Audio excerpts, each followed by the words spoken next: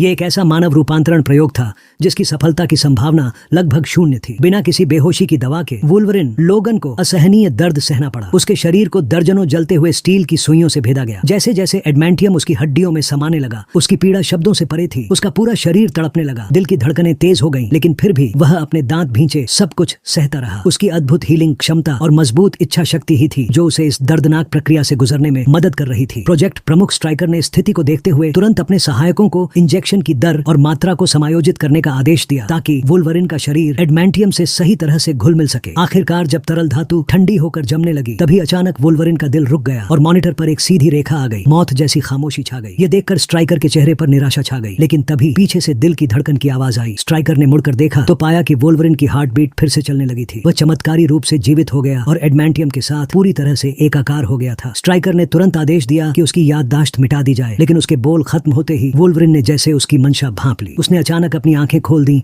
और प्रयोगशाला में बुरी तरह छटपटाने लगा। उसकी बाहों के भीतर छिपे एडमेंटियम के पंजे बेकाबू होकर निकल आए। उसकी दहाड़ से पूरा कमरा गूंज उठा और वह अपने बंधनों को तोड़ते हुए विस्फोटक शक्ति के साथ बेकाबू हो गया। परिवर्तन के बाद वुल्वरिन अब एक अजेय योद्धा बन चुका था। उसकी हीलिंग क्षमता और एडमेंटियम के नाखूनों के साथ वह बेस के सारे सुरक्षा बलों को आसानी से हरा देता है। उसने मोटी दीवारें चीर दी और एक खतरनाक चट्टान से छलांग लगाकर भाग निकला। इसी दौरान पहाड़ी के नीचे एक वृद्ध दंपति अपनी गाड़ी से खेत लौट रहे थे। तभी उन्हें एक नग्न आदमी दौड़ते हुए दिखाई दिया जो बाढ़ पार कर एक खलिहान में छिप गया। बुजुर्ग ने बंदूक लेकर खलिहान में देखा तो समझ गया कि वह आदमी कोई खतरा नहीं है। दया दिखाते हुए उसने उसे कपड़े दिए और उसे शरण दे दी। लेकिन वे यह नहीं जानते थे कि लोगन के जीवन में जो भी भला इंसान आता है उसका अंत अच्छा नहीं होता। दरअसल बचपन में ही वुल्वरिन ने अपने पिता को अपने ही माली द्वारा